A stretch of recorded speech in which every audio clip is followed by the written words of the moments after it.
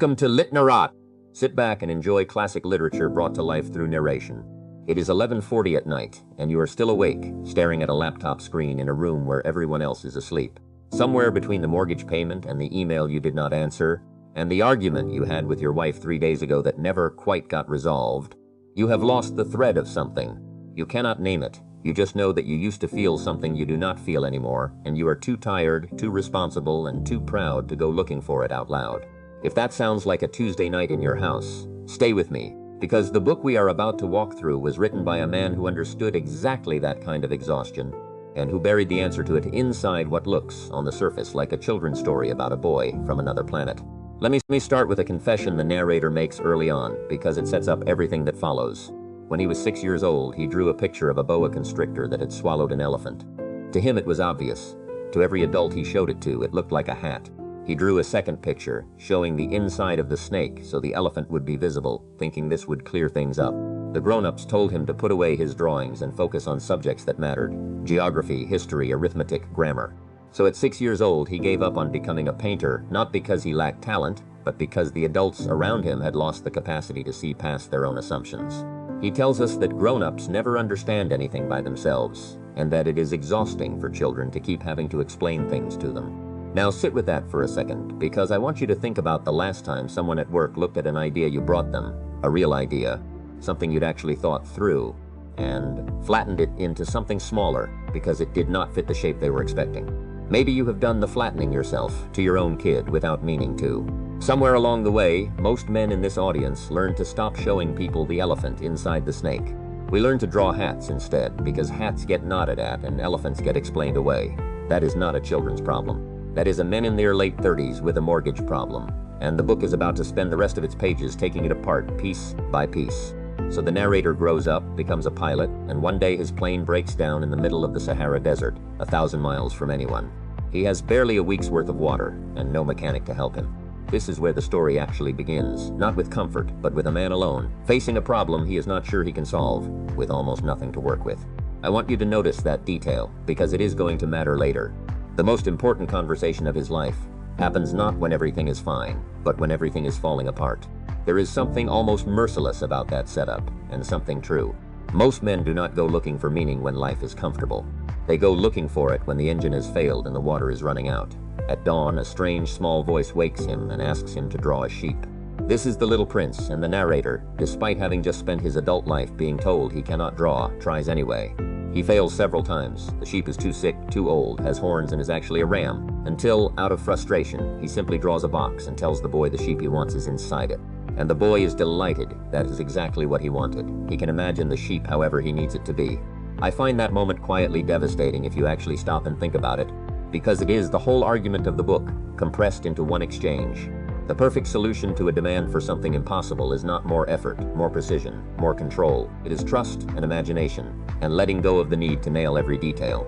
Compare that to how most of us operate at work by our late 30s. We have been trained to believe that competence means control, that if we can just plan hard enough, optimize hard enough, manage every variable, the outcome will hold. And then something happens that no spreadsheet accounted for, a layoff, a diagnosis, a marriage that quietly stops working, and we discover the box was never really the point. The box was just something honest enough to hold the truth that we could not fully draw. I want to be straight with you here, because I do not think this book gets everything right, and I am not going to pretend it does, just because it is a beloved classic. There is a kind of anti-intellectualism running through it, a suspicion of numbers, of seriousness, of grown-up competence that I think oversimplifies things if you take it too literally. Men in this audience did not get soft by learning arithmetic or caring about our net worth. Plenty of us need the numbers to work precisely so our kids eat and our families are secure.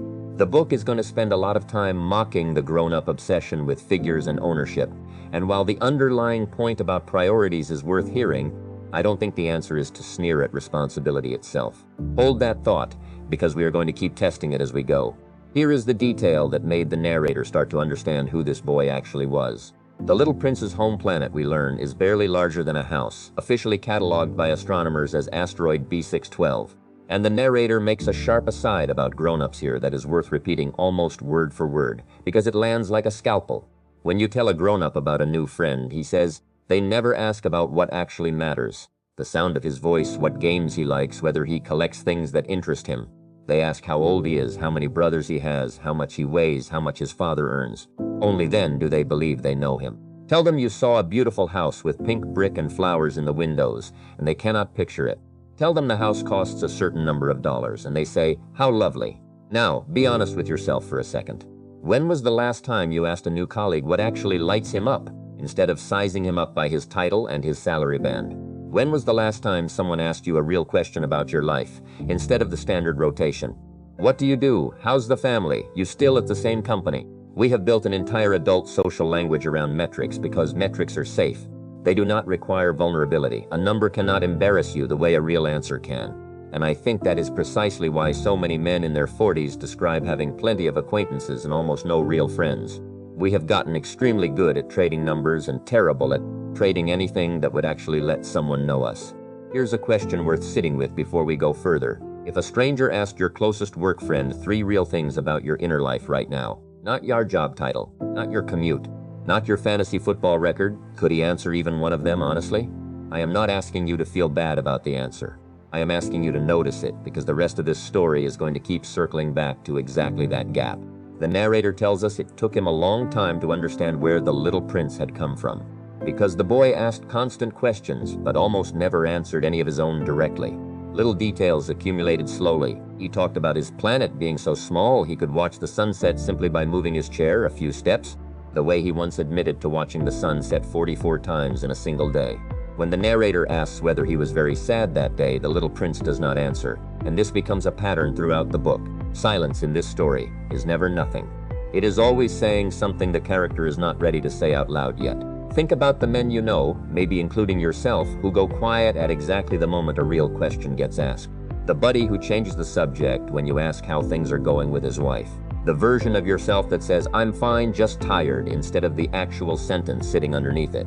This book is going to keep training your ear to notice those silences in others and in yourself, because it treats them as the most honest data available. A grown man rarely announces his pain directly. He tells you about sunsets. Now let's talk about the baobabs, because this is where the story hands us its first genuinely useful piece of practical thinking, dressed up as a children's warning. On the little prince's planet, there is good soil and bad soil, and within that soil sleep seeds, some of them harmless, like roses, and some of them dangerous, like baobab trees. The terrifying thing about a baobab is that when it is young, it looks almost identical to a rose bush. You cannot easily tell them apart. But if you let a baobab grow unchecked, it does not just crowd out the garden. It can grow so large and so numerous that it splits the entire planet apart. The little prince describes a morning discipline. As soon as he finishes washing up, he has to walk the whole planet and pull any baobab sprouts the moment he recognizes them, because waiting even a little too long makes them nearly impossible to remove. I want you to sit with that metaphor, because I think it is the single most useful idea in the opening section of this book for a man in your exact position. A baobab is not a crisis. It does not arrive announced. It arrives disguised as something small and reasonable. One drink after work that becomes 2, one missed gym session that becomes a dead routine, one unresolved argument with your wife that you let slide because you were tired, one Sunday you spend scrolling instead of calling your father. None of these things look dangerous on the day they start. They look like roses. It is only months or years later, when the thing has taken root and started splitting the foundation of your life, that you realize you were looking at a baobab the entire time, and you did not do the morning walk. Here's the uncomfortable part of that metaphor I don't think the book fully reckons with, and I'll push back on it the way I promised I would. The little prince has a small planet. He can walk the whole thing in minutes. You do not. You have a job, a commute, kids who need things at 7 in the morning and 7 at night, a body that is 30 pounds heavier and 8 hours more tired than it was a decade ago. Telling a man in his late 30s to simply do the morning walk and rip out every bad seed the moment he spots it is easy advice from a very small planet. Real adult life does not give you that kind of clean, contained terrain, so I would adjust the lesson rather than accept it whole. You cannot inspect every square inch of your life every single day, but you can pick 2 or 3 places: your health, your marriage, your relationship with your own ambition, and commit to walking those specific plots regularly, because those are the ones that split the whole planet if you let them go feral. Ask yourself honestly right now, without performing the answer for anyone. What is the one baobab in your life you have been telling yourself is still just a rose? You already know what it is. Most men do. The knowing was never the hard part. There is one more piece from this opening stretch of the story I want to leave you with before we move forward, because it sets up something we will come back to again and again in the chunks ahead. The narrator admits that he has, over the years, become a little bit like the grown-ups he used to resent, that he has gotten older and that he no longer sees quite as clearly as he once did. He says this without self-pity, almost as a simple fact, the way a man might mention that his knees do not work the way they used to. I think that admission is the most quietly courageous line in the entire opening of the book, because most men would rather die than say it plainly. I used to see more clearly than I do now, and something about growing up cost me that. That is not weakness. That is the starting condition for everything the little prince is about to teach him, and everything he is about to teach you. In a little while, I am going to walk you through the strangest gallery of adults this book has to offer. A king who commands the stars, a man who owns them, and a lamplighter trapped by an order nobody bothered to update. Each one of them is going to look uncomfortably like someone you already know, possibly like you on a bad week. Stay with me for that, because it is where this story stops being gentle and starts getting sharp. The second he spots the little prince, he shouts out, delighted, "Ah, here is a subject." He cannot conceive of a visitor who is not there to be ruled. He tells the boy to come closer so he can see him better, and when the little prince yawns from exhaustion, the king informs him that yawning in the presence of a king is against etiquette, and forbids it. When the boy explains he simply cannot help it, the king changes tactics and commands him to yawn instead, because he has not seen anyone yawn in years and finds it fascinating. The little prince, confused, tries to obey and cannot manage it on command either.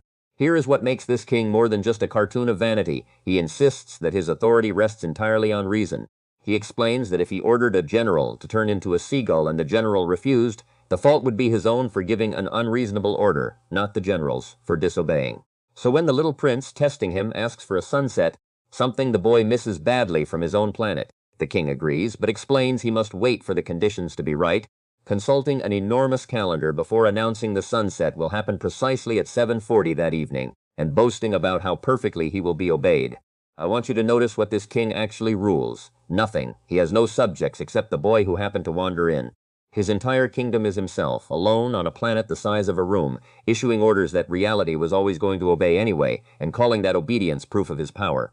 And when the little prince tries to leave, the king, desperate to keep having a subject, offers to make him a minister of justice, even though there is no one to judge except possibly an old rat the king claims to hear at night, whom the boy would have to sentence to death and then pardon, over and over, because there is only one rat and executing him would end the game. If you have ever worked for a manager who needed to approve things that were already correct just to feel useful, who needed a title, a head count, a chain of command to report to him even when the actual work required none of it, you have met this king. And if you are honest with yourself, you may have been him at some point too. Maybe not with a title. Maybe just at home, needing your wife or your kids to ask your permission for things that were never really yours to grant, because somewhere underneath it, you needed proof that you still mattered to somebody. That is not evil. That is loneliness wearing a crown, and I think most men recognize the shape of it faster than they'd like to admit. The next planet holds a vain man who greets the boy by assuming he must be an admirer, because to the vain man that is the only category other people belong to. He wears a hat specifically so he can tip it in response to applause, except no one ever visits to applaud. The little prince claps his hands together, just to see what happens, and the man tips his hat in delighted response. After a few minutes, the boy grows bored of the game and asks the man what he actually wants. Does he truly want to be admired that badly? The vain man asks if the boy admires him more than anyone else on the planet. The little prince points out, not unkindly but plainly, that he is the only person on the planet. The vain man is unbothered. He asks to be admired anyway. This one stings a little more than the king, because most of us know exactly what it costs to need admiration from an audience of one, to post something and refeed the page every few minutes hoping for a reaction, to bring up an old accomplishment at dinner just to see if anyone still remembers it mattered, to measure a Saturday by how impressive it would look from the outside rather than how it actually felt from the inside. The vain man is not chasing love, he is chasing confirmation that he exists. And I'd argue that particular hunger gets worse, not better, for men around your age, because the achievements that used to generate automatic admiration, the new job, the promotion, the house, stop landing the same way once everyone around you has already done the same things. The applause thins out right when you need it most, and that is a lonely, disorienting kind of quiet. The third planet holds Drinker, and this is the shortest visit in the whole book, but it plunges the little prince into real sadness. He finds the man surrounded by empty bottles and full bottles, drinking in silence. When asked why he drinks, the man says it is to forget. Asked what he wants to forget, he admits, with his head lowered, that he drinks to forget he is ashamed. Asked, ashamed of what? He answers, ashamed of drinking. And then he goes silent, sealed inside the loop completely. I am not going to dress this one up with clever commentary because it does not need it. That closed loop, using the thing that shames you to numb the shame it causes, is one of the most accurate three-line descriptions of addiction ever written, and it was written as a throwaway scene in a children's book. If any part of that loop sounded familiar just now, whether it is alcohol or work or scrolling or anything else you reach for at 11 at night to stop feeling something, I am not going to lecture you about it. I am simply going to say that the book itself does not let the little prince fix it or explain it away or offer a 5-step plan. He just leaves puzzled and sad because some things a visitor cannot solve for another man. Only the man himself can walk back out of that loop, and usually not alone. The fourth planet is where the story gets its most quoted, most misunderstood scene, the businessman. He is so consumed with his work that he does not even lift his head when the boy arrives. He is in the middle of counting, and when the little prince points out that his cigarette has gone out, the man barely registers it, muttering his sums out loud. 3 and 2 are 5, 5 and 7 12, until he finally announces a total in the hundreds of millions. When the little prince asks hundreds of millions of what, the businessman is almost offended by the interruption, but eventually admits he is counting the stars. Here is where it gets interesting, because the little prince, true to form, having never once given up on a question once he's asked it, keeps pressing. What does the businessman do with the stars once he has counted them? He owns them, he says. How can someone own a star? Because, he explains, before he thought of it, no one else had. It is the same logic, he insists, as owning a diamond you find that belongs to no one, or patenting an idea you thought of first. And what does he do with stars he owns? He writes the number down on a piece of paper and locks that paper in a drawer. That is the entirety of the transaction. He does not visit them. He cannot pick them the way you could pick a flower, or wear them the way you could wear a scarf. He simply owns the number. The little prince, unimpressed, tells the man about his own 3 volcanoes and his 1 flower, how he sweeps his volcanoes weekly, including the extinct one, just in case, and waters his flower daily, and how his ownership of these things is useful, to the volcanoes and to the flower themselves. He points out, without cruelty but without mercy either, that the businessman is not useful to his stars in any way at all. Now, I promised you real pushback on this book's ideas, and here is a big one, because I think this scene gets quoted constantly by people who have never had to make a mortgage payment. It is very easy to sneer at a man for counting his accumulated wealth when you are a fictional prince from a planet with no bills. Owning things, tracking net worth, building savings, none of that is inherently hollow, and I do not think the book is fully fair to the discipline it takes to build financial security for a family. A man who tracks his numbers so his kids have a roof and colleges paid for is not the businessman in this story. But, and this is the distinction the book is actually making, if you separate it from its own slight contempt for numbers in general, the businessman is not accumulating for anyone. There is no flower he is watering with those stars. There is no family the Count is protecting. It is ownership completely disconnected from use, from relationship, from any person it touches. That is the actual target here, not wealth itself, but wealth as a closed loop with no one on the other end of it. So here is a fair question to sit with, not a gotcha, of the things you are currently building, the savings, the title, the square footage, which ones are actually flowers you are watering for someone, and which ones are stars locked in a drawer that no one, including you, ever visits. You do not have to answer that out loud. But I'd bet money that most men could name at least one thing in the second category, if they were honest about it for 30 seconds. The 5th planet is the smallest of them all, barely large enough to hold a street lamp, and the man whose entire job is to light and extinguish it. And of every single adult the little prince meets on his journey, this is the only one he considers, even briefly, as someone he might want for a friend, because as he puts it to himself, at least this man's work means something outside of himself. When he lights the lamp, it is as though he creates a star or a flower. When he extinguishes it, he puts that star or flower gently to sleep. It is, the boy decides, the only truly beautiful occupation he has seen so far, precisely because it is useful to something other than the man doing it. But there's a catch, and it's a cruel one. The lamplighter is trapped by an order that used to make sense and no longer does. He explains that the assignment used to be reasonable. Light the lamp in the evening, extinguish it in the morning, with plenty of time to rest in between. But the planet has been spinning faster and faster every year, and the order itself was never updated to match. Now the planet completes a full rotation once a minute, which means he is lighting and extinguishing his lamp constantly, without a single second of real rest, simply because nobody with the authority to change the instruction ever bothered to look at whether it still fit the world it was written for. I want you to sit with that image for a moment, because I think it is one of the most exact descriptions of modern work life, hiding inside a children's book that I have ever read. How many of you are still running an order that was written for a slower planet? A standard of hustle that made sense when you were 26 and had no kids and no mortgage, and could recover from a bad night's sleep in a single nap, an order you never went back and revised even though the planet underneath you has been spinning faster every single year since. The lamplighter is not lazy, he is faithful to an outdated instruction, and faithfulness to the wrong instruction can wreck a man just as thoroughly as outright neglect. The little prince even tells him gently that his planet is small enough to simply walk slowly around and stay in perpetual twilight, resting as he goes, a solution that would fix everything. And the lamplighter's answer is the saddest one in the whole gallery. It wouldn't help him much, because what he actually likes about life is sleeping, and he never gets to. Somewhere in your own life there is very possibly an order nobody ever revised, a standard for how many hours you are supposed to work, how available you are supposed to be, how much you are supposed to sacrifice before you are allowed to rest, that was set by circumstances that no longer exist. Maybe it was set by a boss who left the company 2 years ago. Maybe it was set by a younger version of you trying to prove something to a father who is no longer around to see it. The instruction is still running. The planet has changed speed. Nobody updated the order.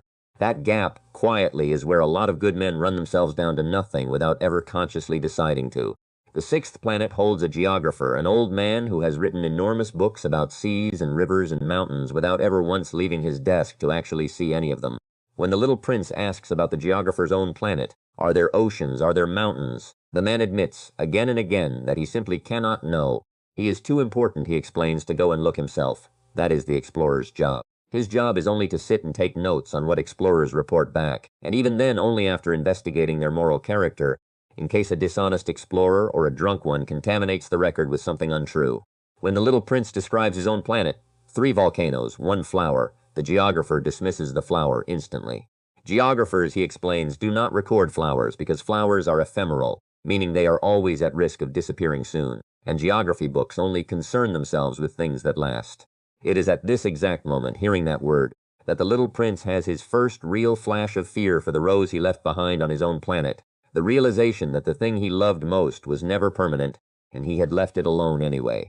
The geographer is a specific kind of man, and I think a lot of highly capable, highly credentialed men in this audience will recognize him faster than they'd like to. He is enormously knowledgeable about the world and has never actually touched it. He can tell you the facts of a place he will never visit, the shape of a life he will never live, filtered secondhand through other people's field reports, protected the whole time by the comforting idea that his detachment is what makes him rigorous rather than what makes him absent. There is a version of this in the man who has read every book on fatherhood and coached 0 actual bedtime conversations. The man who has a beautiful 5-year financial plan for a marriage he has not had an honest conversation in for 6 months. Knowledge about a thing is not the same as being inside it, and the geographer's whole life is proof of how comfortably a man can mistake one for the other. It is the geographer, in the end, who tells the little prince where to go next. Earth, he says, has a good reputation, and sends him on his way still thinking about his flower, and about that word. Ephemeral. Everything he has seen up to that point has been an adult, alone, mistaking one narrow obsession for a whole life, rule without subjects, admiration without anyone real to admire him, forgetting without anything actually forgotten, ownership without use, duty without rest, knowledge without contact. 5 different traps, 5 different men, and not one of them noticed he was in one. And now the boy is heading toward the one planet that is going to force him to actually look at what he left behind, which is exactly where we are going next, because on Earth, this story stops being about kings and drinkers and starts being about the one thing that undoes every single one of those traps at once. What it actually means to belong to somebody. And what it means to belong to somebody, it turns out, is not something the little prince learns from a person at all. It is something he learns first from a snake. In a desert so empty he assumes for a moment he has landed on the wrong planet entirely. Earth greets him with silence. No people, no cities, just sand curling under moonlight and a ring of coiled movement that turns out to be a serpent. The little prince asks, with the same polite directness he has used on every planet so far, where the men are. The snake tells him this is the desert, and that there is no one in deserts, and that the earth is very large. When the boy looks up at the sky and wonders aloud whether the stars are lit so that everyone might eventually find their own way home, the snake asks what he is doing there. He answers honestly, he is having trouble with a flower. There is something in that exchange worth pausing on because the little prince, a boy who has just crossed an ocean of stars, describes the entire crisis of his life in 5 plain words. Not I ran away, not I abandoned someone who needed me. Just trouble with a flower. Most men do something similar. Ask a man what is actually wrong and he will hand you the smallest, safest version of the truth. Work's been busy, it's just a rough patch, we're fine. When the real sentence, if he let himself say it, would be closer to, I left something I loved and I do not know if I can fix it from here. The snake, for its part, offers something unsettling. It tells the little prince that it is more powerful than the finger of a king, that it can return anyone it touches to the earth they came from, and that it could help him one day if he ever missed his planet too badly to bear it. The boy understands the offer for exactly what it is and simply doesn't answer. I want to flag this because the book does something quietly bold here for what looks like a children's story. It puts an escape route, a way out of pain entirely, directly in front of its main character, early, unforced, and lets it sit there without moralizing about it. It does not need to. The rest of the story is the argument against taking it, made not through a lecture but through everything the boy is about to discover is still worth living for. He walks on and finds a single unimpressive flower with only 3 petals, who tells him she has seen men before, 6 or 7 of them, years ago, drifting through like the wind, rootless, hard to find twice. He climbs a mountain hoping to see the whole planet and every person on it at once, and instead finds only an echo, repeating his own words back to him with nothing added. "Who are you?" it says, "and I am alone." He walks away from that mountain thinking to himself that Earth is a strange place, dry and sharp, and that the people here seem to lack imagination, since all they do is repeat what they're told. It is a small, devastating joke buried in a travel scene, an entire planet's worth of humanity, reduced in his first real impression to an echo chamber with nothing original to say back. Eventually he finds a road, and the road leads him to a garden full of roses. 5,000 of them, all blooming, all looking exactly, unmistakably like the one flower he left behind under her glass globe on his tiny planet, the one who told him she was the only one of her kind in the entire universe. I want you to sit in that moment with him because I think it is the emotional center of gravity for this entire section of the book, and it maps almost perfectly onto something a lot of men go through without ever having language for it. He had believed his flower was singular, irreplaceable, and that belief was the entire foundation of why he loved her the way he did. And in one turn down one road, that foundation gets kicked out from under him. She isn't rare, she's ordinary. There are thousands of her. He does not handle it well, and the book does not pretend he does. He thinks about how devastated she would be to see this, how she'd cough and pretend to be dying just to avoid the humiliation of being unremarkable, and how he'd have to play along, pretending to care for her fake illness, because if he didn't, her pride would actually kill her for real. And then he thinks something that I think a huge number of men have thought, almost word for word, at some low point in a marriage or a long relationship. I thought I was rich with one flower, and all I have is an ordinary rose. He lies down in the grass and cries. Here's where I want to be honest with you about something, because I think this is exactly the moment men in long relationships hit, usually somewhere in their late 30s or early 40s, and it usually terrifies them. You built your whole sense of what you had around the idea that she was singular, that this marriage was singular, that what the two of you had could not be replicated, and then life shows you, casually, brutally, a garden full of women who look just as good on paper, who laugh just as easily at other men's jokes, who seem just as capable of being loved by somebody else. And for a minute, the whole foundation wobbles. You start doing the quiet, shameful math. Was she really the one, or just the one I happened to find first? That thought is not a moral failure. It is apparently such a universal human experience that a French aviator wrote it into a children's book 80 years ago, and it still lands like a gut punch today. What matters is not that the thought arrives. What matters is what he does after it arrives, and that is exactly where the fox comes in. The fox appears from beneath an apple tree, and their first exchange sets the terms for everything that follows. The little prince, lonely and freshly wounded by the garden of roses, asks the fox to come play with him. The fox refuses, not out of unkindness, but because, he explains, he is not tamed. When the boy asks what tame means, the fox tells him it is a thing too often forgotten, and defines it as simply this: to create ties. He goes on. Right now, he tells the boy, you are nothing more to me than a little boy like 100,000 other little boys, and I don't need you, and you don't need me. I am to you just a fox like 100,000 other foxes, but if you tame me, we will need each other. You will be unique in all the world to me. I will be unique in all the world to you. This is, I would argue, the single most important sentence in the entire book, and it is the direct answer to everything the boy just felt lying in that garden of 5,000 identical roses. Uniqueness was never a fact about the flower. It was never something she possessed on her own, independent of him, that a garden of lookalikes could disprove by existing. Uniqueness was something created between them, through time spent, through care given, through the specific history the two of them built that no other rose anywhere in the universe could claim, because no other rose had been watered by him, sheltered by him, listened to by him, worried over by him. The garden did not diminish her. The garden only proved that she looked replaceable from the outside, which is a completely different thing from actually being replaceable to the one person who did the work of knowing her. I think this is worth saying to you plainly, because it applies directly and without much translation needed. Your wife is not unique because no other woman on earth resembles her superficially. plenty do. Your marriage is not irreplaceable because it was some cosmic inevitability that the two of you found each other out of 8 billion people. It is irreplaceable because of the specific, unglamorous, accumulated history the two of you actually built. The year you got through together when the money was tight, the way she still knows exactly how you take your coffee without asking, the 15 years of small repairs and unremarkable Tuesdays that no other woman on the planet could produce, because no other woman lived them with you. That is not a lesser kind of unique. According to this fox, it is the only kind there actually is.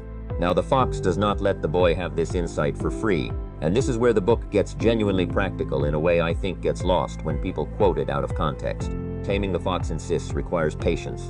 You must sit a little distance away from me, he says, in the grass, and say nothing, because language is the source of misunderstanding. But every day you may sit a little closer. When the little prince returns the next day at a random hour, the fox scolds him for it. If you come at exactly 4 o'clock, he explains, I will start to feel happy at 3. As 4 approaches, I will grow more agitated, more excited. I will discover the actual price of happiness. But if you come at any random hour, I will never know when to prepare my heart. There must be a ritual.